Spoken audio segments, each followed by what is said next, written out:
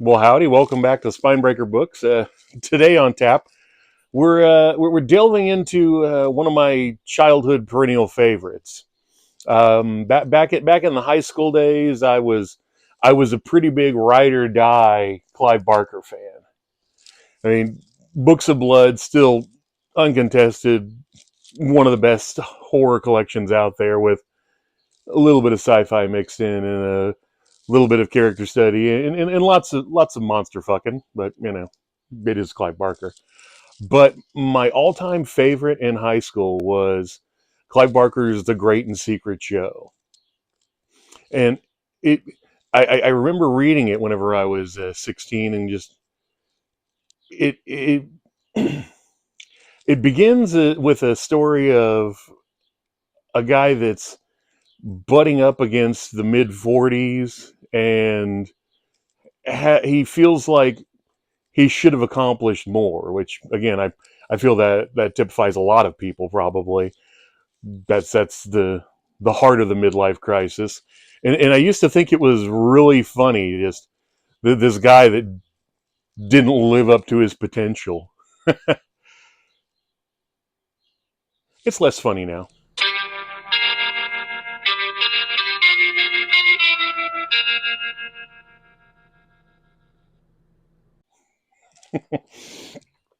Well, as I was saying, I'm only planning to spoil again. This must be my new policy, but I'm only planning to kind of go into like maybe the first quarter, if that, of the book.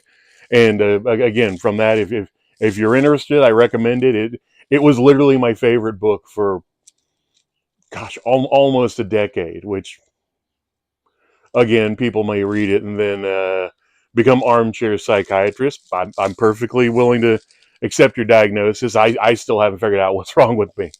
But returning to the book, it starts off with our first protagonist, Randolph Jaff.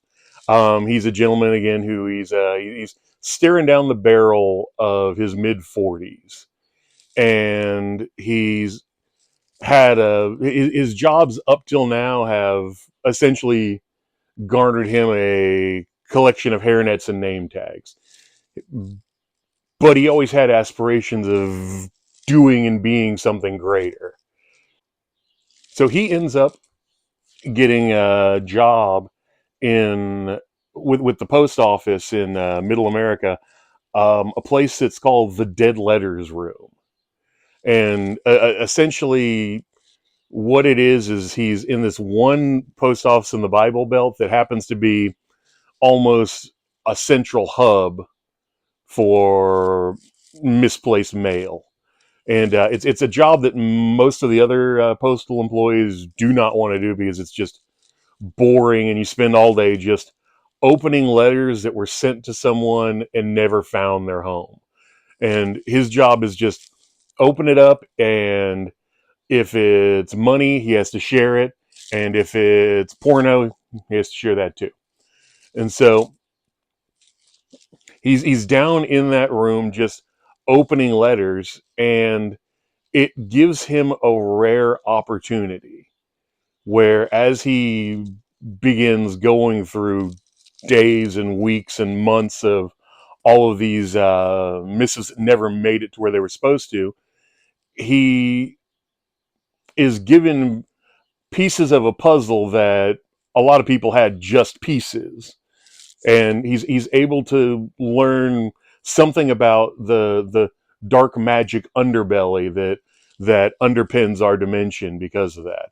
And again, he's reading letters from crackpots, he's reading letters from PhDs, he's the whole gamut, and he's beginning to piece together that there is a place between dimensions that is this dream sea that humans get to visit three times, where it's the day of their birth, when they sleep they visit it in their dreams, the night they sleep next to the person that they love, and then the night before they die, they get to visit this peaceful dream sea, quiddity. And from that, essentially embarks on a journey that's the biggest midlife crisis crash out our dimension's ever seen, where he becomes more arcane and almost a magus just from the tidbits he's pieced together and all of the strange things that he's seen and read. And his boss is just like, no, we've had you in here too long. We got to air you out. You're getting a little weird, and by a little I mean a lot. And the reaction to that is, of course, he spends his last day, and he serendipitously, or I believe the term that is frequently tied to this character is synchronicity. That is to say that events collide sometimes. He opens a heavy letter and finds inside this medallion of quiddity, as if the gods or something less benevolent have been tracking his progress, and they understand that today's the last day. And so he gets this medallion, and the his boss tries to take it from him on his way out, and a knife fight ensues where he murders the boss, lights the USVS on fire, and then begins a essentially a Jack Kerouac road trip where he's just trying to learn more about quiddity and also about the dark underbelly and the secrets that we all hold as individuals and being general fucked up people. So he runs into like this one guy who he lost an arm in during Vietnam, and the guy's still able to pleasure himself with the phantom pain arm or the phantom limb. Just other weird oddities. And again, this is all chapter 2 stuff. And he goes on this, for lack of a better word, a modern day shamanistic vision quest. And by the end of it, he finds himself just in this crappy New Mexico hotel, um, nothing but 2 bottles of vodka and his own mind to keep him occupied. And from there, he steps out into the desert and keeps walking, and eventually somewhere in the desert or in an adjacent dimension or some sort of a causal loop, he meets another wizard. And this it's a strange old man who has all of the secrets that he seeks and has all the answers that he seeks. But the old man, his name's Kissoon, he looks at Jaff and he goes, you can't be trusted with this. You have too much ambition. This isn't a power for the ambitious. This isn't knowledge for the ambitious. It has a number of different names, they call it, like just quiddity, the world beyond worlds, the finger in the pie. And when he describes it to him as that, Jeff goes, why not my whole arm? It's just he's he is not the right mentality for this particular secret knowledge. Again, not the Kissoon is. He's a different variety of a piece of shit. But then most of those weird arcane strange-o wizards tend to, you wouldn't trust them with your baby.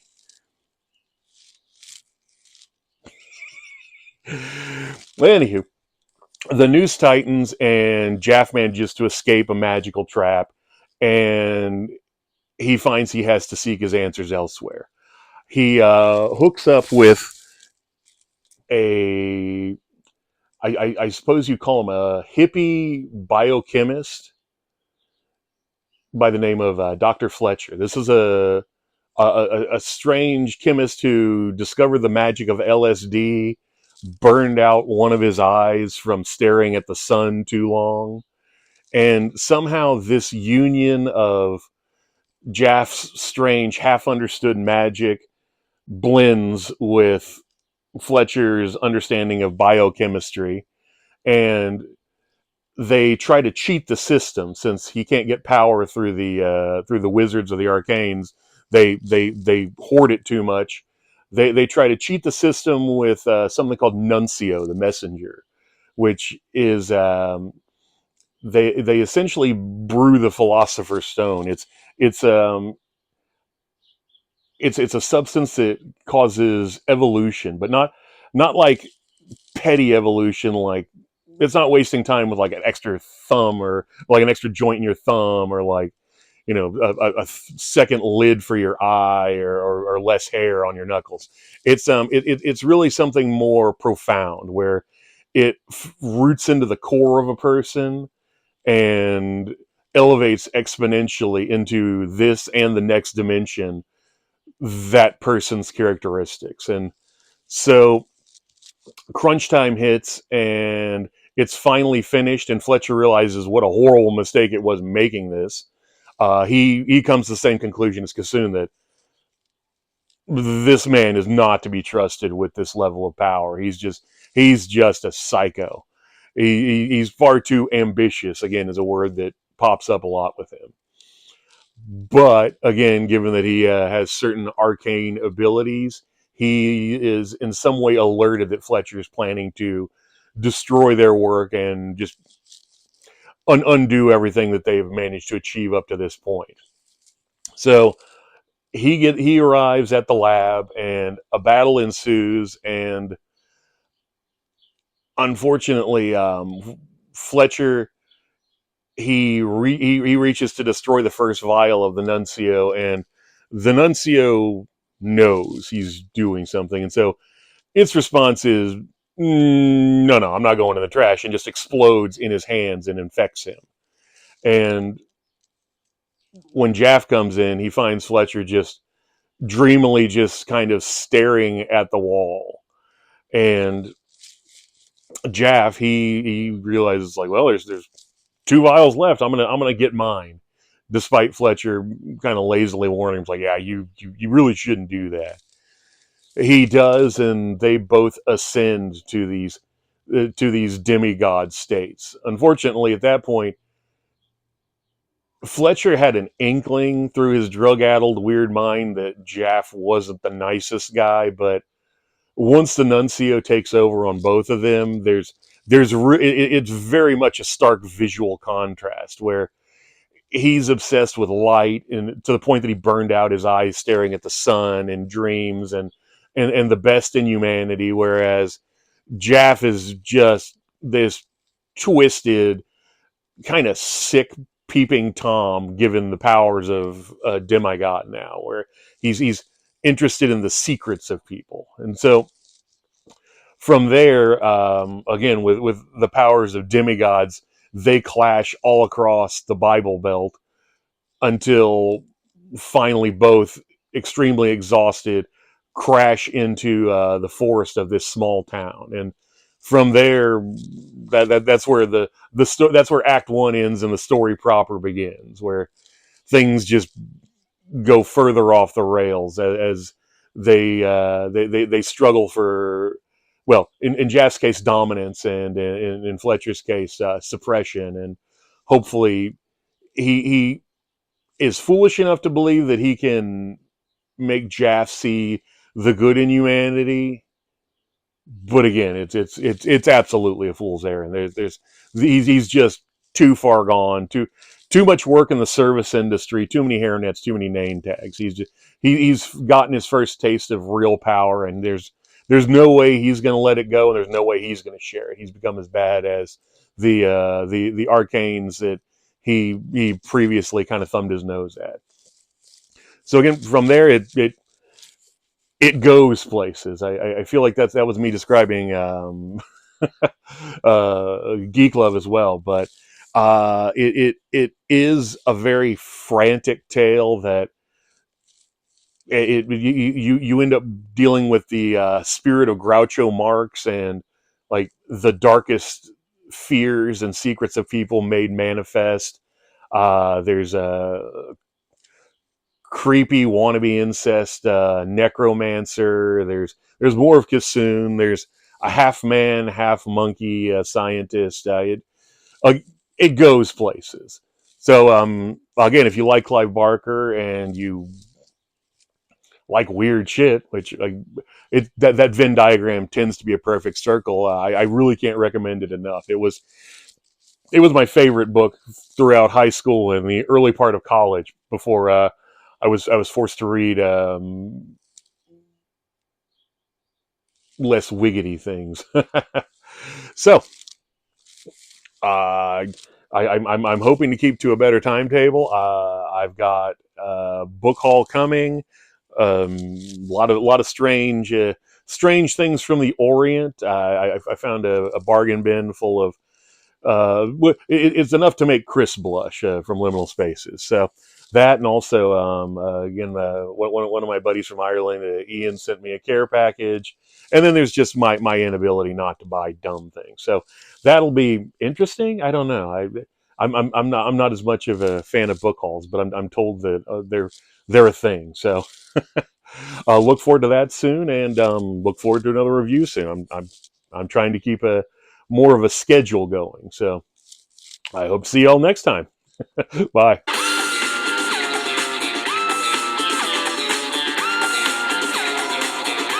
Really? What's up, Elvis? In the frame, huh? No, no, that is not for you. This is not for you. No, no, this is Daddy's medicine.